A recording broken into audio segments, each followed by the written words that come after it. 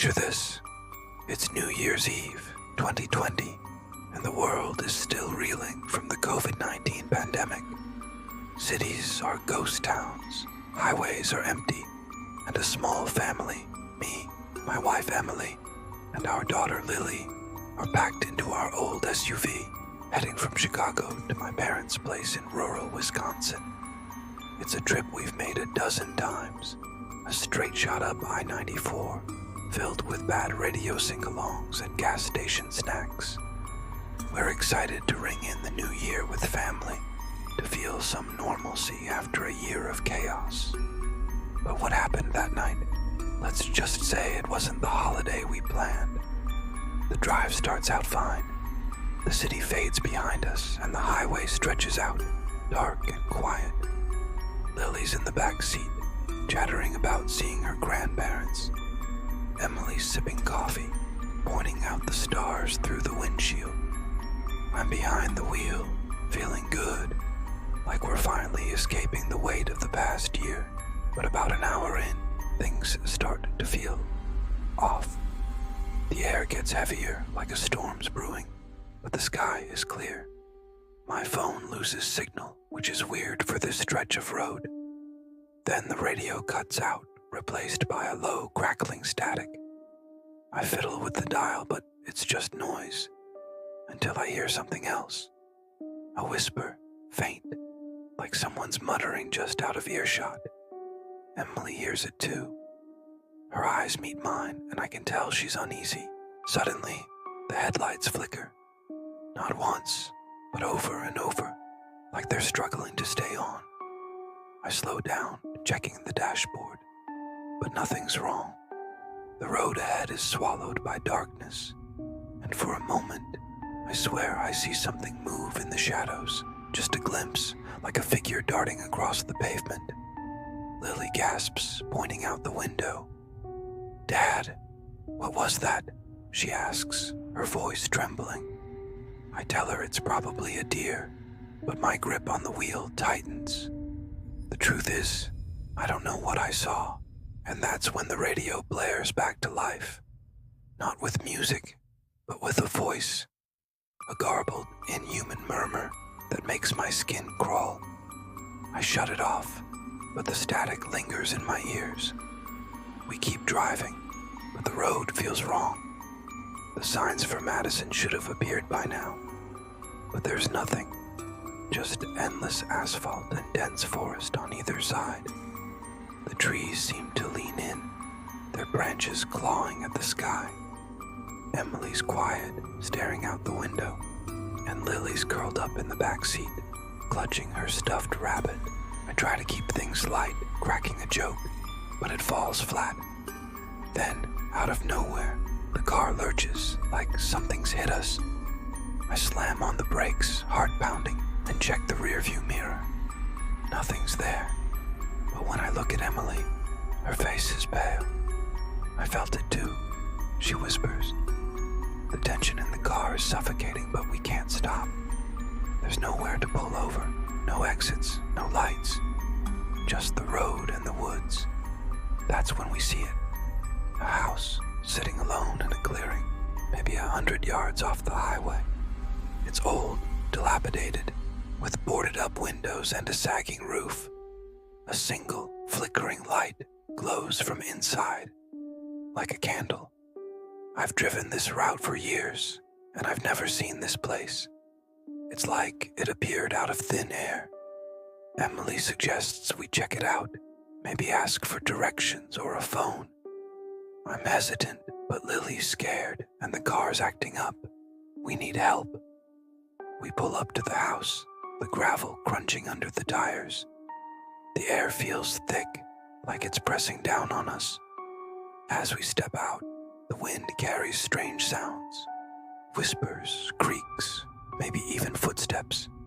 The front door is ajar, swaying slightly. I call out, but no one answers. Against my better judgment, we step inside.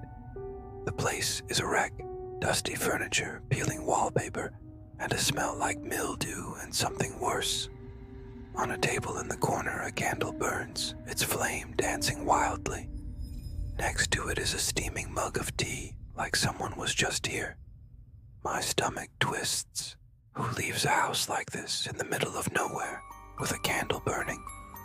Lily clings to Emily's hand as we explore.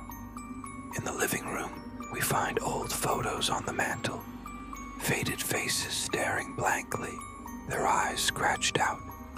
There's a notebook too, open to a page filled with frantic, illegible writing. I can make out one phrase, "They never leave." Before I can process it, a thud echoes from upstairs. We freeze. It comes again, heavier, like something's pacing.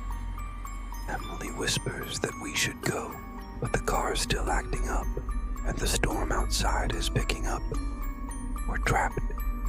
I lead the way upstairs, each step creaking under my weight. The hallway is narrow, lined with closed doors. At the end, one door is cracked open, and that's where the noise is coming from. My heart's pounding so hard I can barely think. I push the door open, and there, in the middle of the room, is Lily's stuffed rabbit. The one she was holding in the car. It's lying on the floor, surrounded by toys I've never seen, all arranged in a perfect circle. Lily screams, and Emily pulls her close. I grab the rabbit, but as I do, the candle downstairs goes out, plunging us into darkness.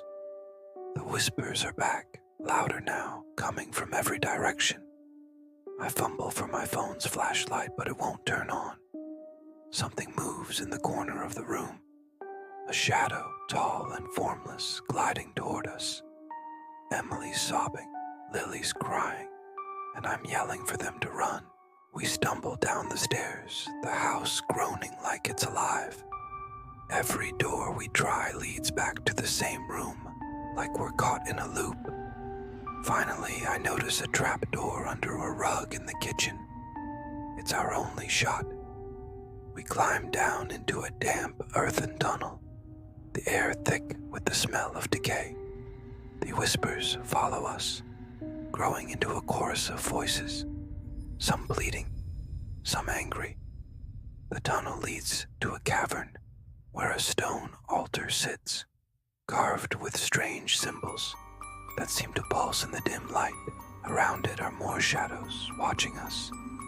I don't know if they're ghosts, demons, or something worse, but they're real, and they're close. I grab Emily and Lily, telling them to stay behind me. I approach the altar, desperate for the answers, and that's when I see it. A name carved into the stone. My name.